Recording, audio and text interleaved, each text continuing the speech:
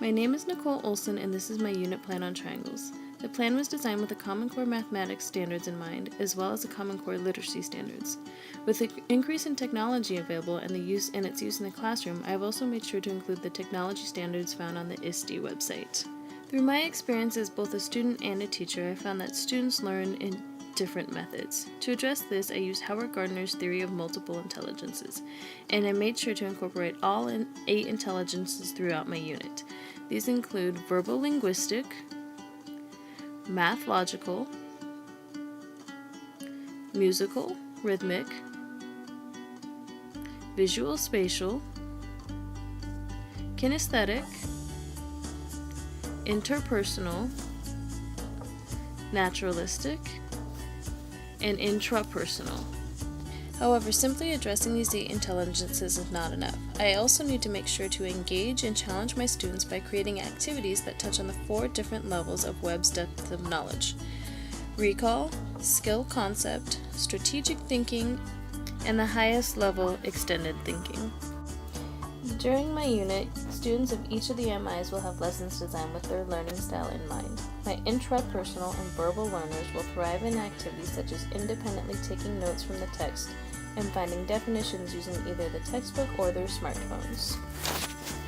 My naturalistic learners will benefit from activities that require them to classify triangles by type and by making a digital poster with MindMeister that requires them to include photos of different types of triangles they find in nature.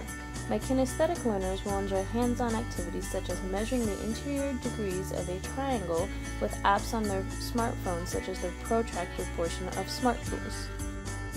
Math logical students will appreciate the traditional approach of solving problems from the textbook and the ability to use their calculator or a triangle solver app on their smartphone.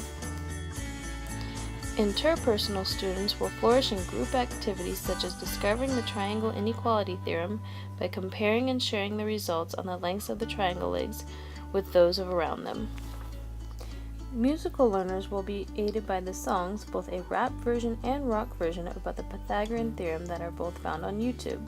And lastly, my visual learners, as well as interpersonal, will succeed in the end of unit activity that requires them to work in groups to create a digital poster on Glogster and present it to the class.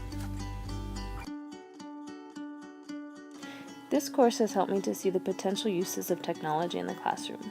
While my district does not yet have all of these resources and technologies available to them, I can see how useful they will eventually be and will advocate for its purchase and implementation.